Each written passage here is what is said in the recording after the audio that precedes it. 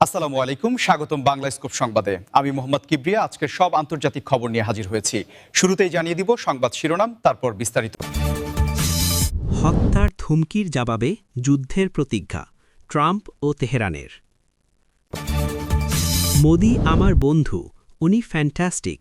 শুল্কযুদ্ধের আবহেই দাভোসে দাঁড়িয়ে বড় বার্তা ট্রাম্পের। নিউ ইয়র্ক টাইমসের বিশ্লেষণ, চীন যুক্তরাষ্ট্রের যুদ্ধ কিভাবে শুরু হতে পারে। রাশিয়ার ড্রোন হামলায় ইউক্রেনে এক নারী নিহত, কয়েকজন আহত। নতুন যুদ্ধের দামামা বাজছে। আসসালামু আলাইকুম, স্বাগতম জানাচ্ছি বাংলা স্কুপ সংবাদে। আমি মোহাম্মদ কিবরিয়া। এতক্ষণ শুনছিলেন সংবাদ শিরোনাম, এবার বিস্তারিত। এই বিষয়ে আপনার মতামত কমেন্টে জানান এবং যুদ্ধের সব আপডেট আগে পেতে চ্যানেলটি সাবস্ক্রাইব করে যাবেন। আন্তর্জাতিক রাজনীতি দাবাবোর্ডে আবারও উত্তেজনার পারদ চড়তে শুরু করেছে এবং এবারের প্রেক্ষাপটটি তৈরি হয়েছে যুক্তরাষ্ট্র ও ইরানের পাল্টাপাল্টি হুঁশিয়ারিকে কেন্দ্র করে, যা বিশ্ববাসীকে নতুন এক শঙ্কার মুখে ফেলে দিয়েছে। সাম্প্রতিক সময়ে ডোনাল্ড ট্রাম্পের মন্তব্যের কড়া জবাব দিয়েছে তেহরান এবং এর ফলে কূটনৈতিক সম্পর্কে টানাপড়েন যেন এক নতুন যুদ্ধের ইঙ্গিত দিচ্ছে। বিষয়টির গভীরে গেলে দেখা যায় ট্রাম্প অতীতেও ইরানের প্রতি কঠোর মনোভাব পোষণ করতেন, কিন্তু এবারের পরিস্থিতি কিছুটা ভিন্ন, কারণ তেহরান স্পষ্টভাবে জানিয়ে দিয়েছে যে কোনো ধরনের হুমকির মুখে তারা চুপ করে বসে থাকবে না, বরং তাদের সার্বভৌমত্ব রক্ষায় তারা যুদ্ধের জন্যও প্রস্তুত।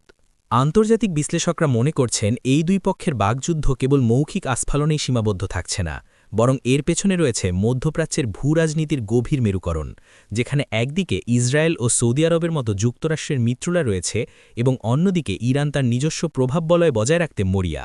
ট্রাম্পের পক্ষ থেকে যে বার্তা দেওয়া হয়েছে তা মূলত তার আমেরিকা ফার্স্ট নীতিরই প্রতিফলন, যেখানে তিনি বোঝাতে চেয়েছেন যে আমেরিকার স্বার্থে সামান্যতম আঘাত আসলে তার জবাব হবে ভয়াবহ। কিন্তু এর বিপরীতে ইরানের শীর্ষ নেতৃত্বের পক্ষ থেকে যে যুদ্ধের প্রতিজ্ঞা ব্যক্ত করা হয়েছে তা প্রমাণ করে যে দেশটি এখন আর পশ্চিমা নিষেধাজ্ঞার ভয়ে নিজেদের গুটিয়ে রাখতে রাজি নয়।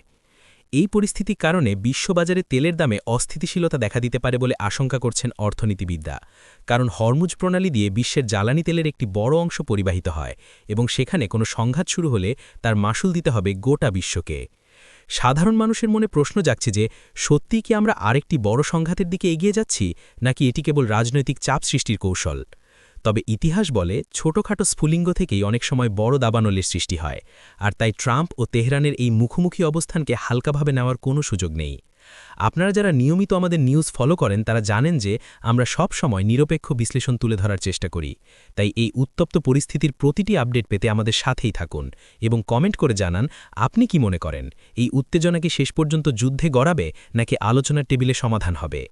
এই ধরনের জিওপলিটিক্যাল ইস্যুগুলো অত্যন্ত সংবেদনশীল হয় এবং এর প্রভাব সুদূর প্রসারী, তাই প্রতিটি মুহূর্তের খবর রাখা জরুরি। পরবর্তী সংবাদে নজর দিচ্ছি, যেখানে আমরা দেখতে পাচ্ছি কূটনীতির এক অদ্ভুত রসায়ন।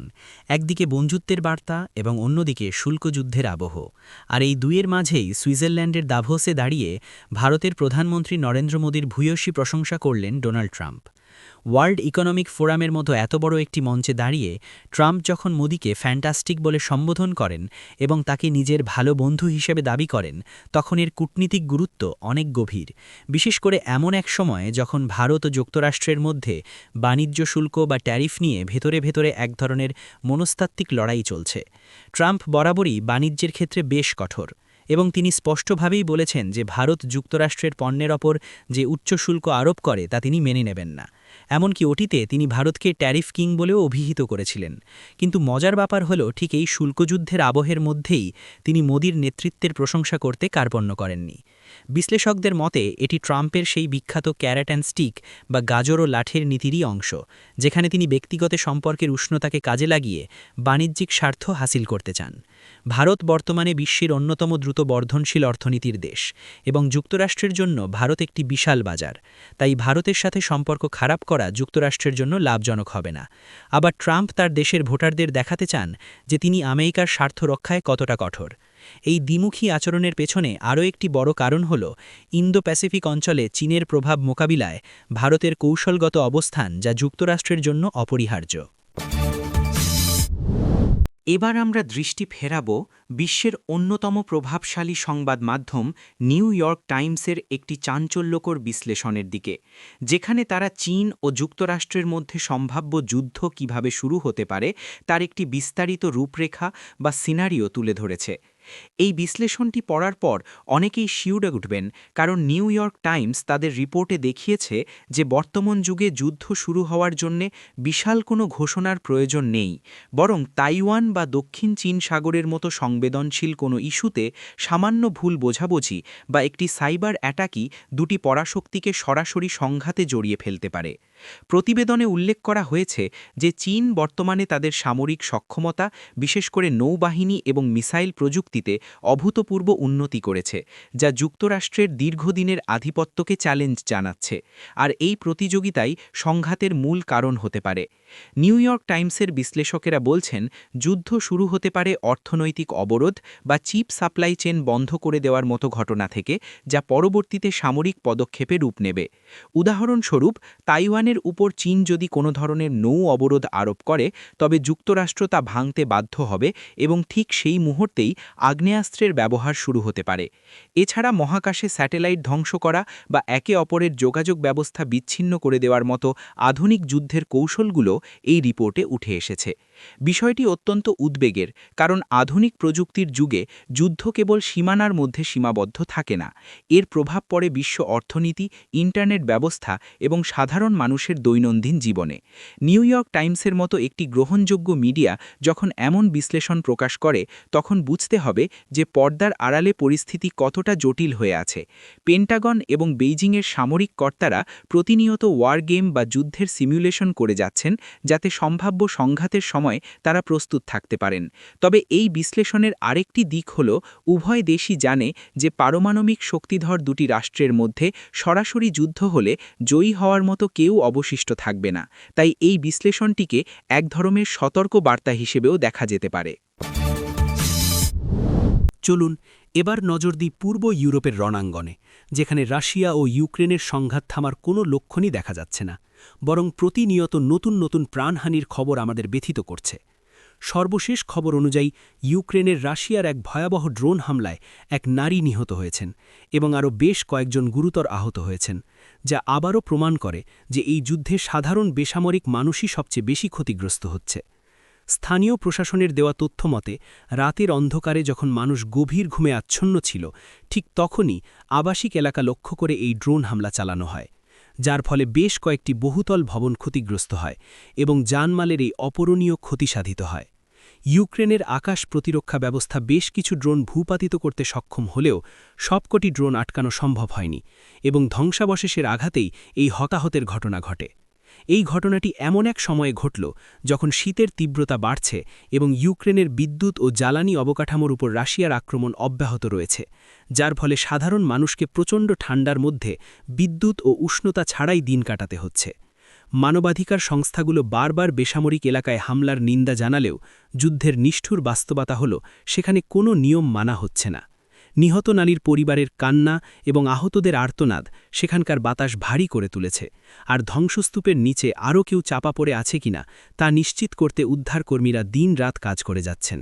এই ধরনের ড্রোন হামলা বা কামিকাজে ড্রোনের ব্যবহার আধুনিক যুদ্ধে এক নতুন ভয়ের কারণ হয়ে দাঁড়িয়েছে, কারণ এগুলো সস্তা কিন্তু অত্যন্ত ধ্বংসাত্মক। ইউক্রেনের প্রেসিডেন্ট জেলেন্সকি আবারও পশ্চিমা বিশ্বের কাছে আরও উন্নত আকাশ প্রতিরক্ষা ব্যবস্থার জন্য আবেদন জানিয়েছেন, যাতে তারা নিজেদের নাগরিকদের প্রাণ বাঁচাতে পারেন। সবশেষে আমরা যেই বিষয়টিতে আলোকপাত করব তা হল বিশ্বজুড়ে নতুন যুদ্ধের যে দামামা বাজছে তা নিয়ে আন্তর্জাতিক মহলে ছড়িয়ে পড়া গভীর উদ্বেগ।